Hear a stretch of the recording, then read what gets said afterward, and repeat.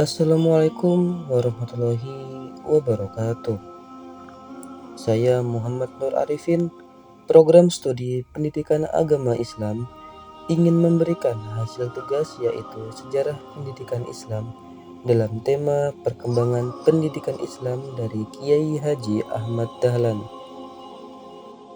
Hari ini kita sama-sama belajar untuk menjadi yang terbaik di mata Allah. Tidak hanya untuk diri sendiri, tapi untuk kepentingan orang banyak. Hidup ini singkat dan hanya satu kali. Manfaatkan tidak hanya untuk kepentingan sendiri.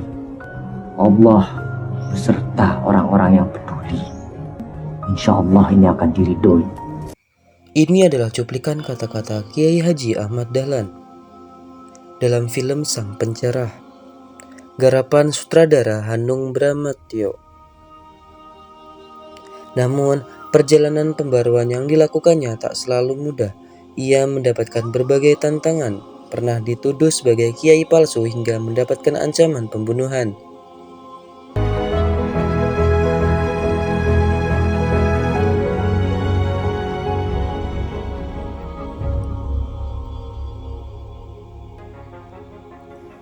Kiai Haji Ahmad Dahlan lahir dengan nama kecil Muhammad Darwis pada 1 Agustus 1868 di Kampung Kauman, Yogyakarta.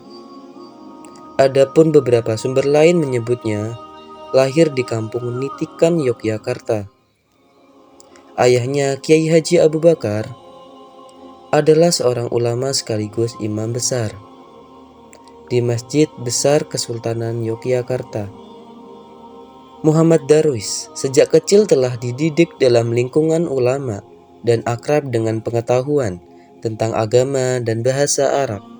Pada tahun 1883 di usia 15 tahun, ia menunaikan ibadah haji lalu dilanjutkan dengan menuntut ilmu agama dan bahasa Arab di Mekah selama 5 tahun.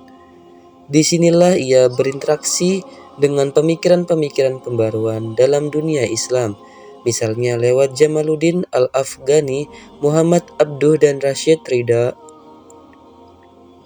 Pada tahun 1888, Darwis kembali dari Arab ke kampungnya di Kauman dan mengganti namanya menjadi Ahmad Dahlan. Ia kemudian diangkat menjadi Khatib Amin di lingkungan Kesultanan Yogyakarta. Di usianya yang masih 20-an tahun inilah ia mulai merintis jalan pembaruan. Pada tahun 1902 sampai 1904, ia menunaikan ibadah haji untuk kedua kalinya dan dilanjutkan dengan pemperdalaman ilmu agama kepada beberapa guru di Mekah. Ahmad Dahlan juga sempat menikahi dengan Nyai Abdullah, Nyai Rum, dan Nyai Aisyah, namun pernikahan ini dilakukan untuk alasan siar agama dan dakwah. Salah satu strategi yang dilakukannya adalah dengan berdakwah dan mendidik para calon praja yang belajar di Osvia Magelang dan para calon guru yang belajar di Quick School Jetis Yogyakarta. Ia kemudian mengajukan izin kepada pemerintah kolonial untuk mengajar pelajaran agama Islam. Di kedua sekolah tersebut, Dahlan berhasil menanamkan kepada para muridnya bahwa Islam tidaklah identik dengan keterbelakangan.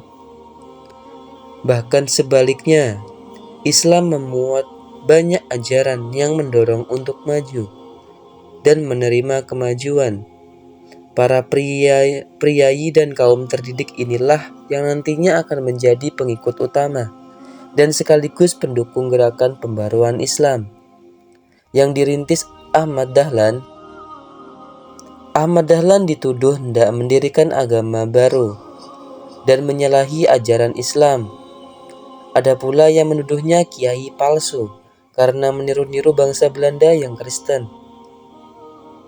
Bahkan ada pula orang-orang yang mengancam akan membunuhnya. Namun rintangan-rintangan tersebut dihadapinya dengan sabar. Walaupun demikian, Hal ini tidak menghalangi kemunculan cabang-cabang Muhammadiyah di berbagai daerah. Ahmad Dahlan kemudian mengajarkan untuk cabang-cabang Muhammadiyah itu menggunakan nama lain agar tidak menyalahi ketentuan. Sembari tetap dibina oleh Muhammadiyah, akhirnya pada tahun 1921 Ahmad Dahlan mengajukan permohonan kepada pemerintah Hindia Belanda untuk mendirikan cabang-cabang Muhammadiyah di seluruh Indonesia. Permohonan ini dikabulkan pada 2 September 1921. Namun, dalam kongres tersebut, Muhammadiyah dan Al-Irsyad terlibat perdebatan tajam dengan para ulama ortodoks yang menentang gerakan pembaruan yang dibawa Ahmad Dahlan. Ahmad Dahlan wafat pada 23 Februari 1923.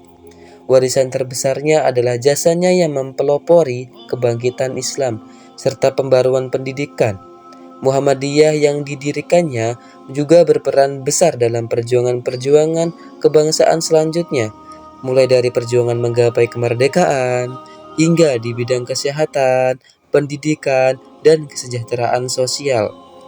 Banyak tokoh besar yang lahir dalam rahim Muhammadiyah termasuk para pendiri negara seperti Soekarno dan tokoh-tokoh lainnya.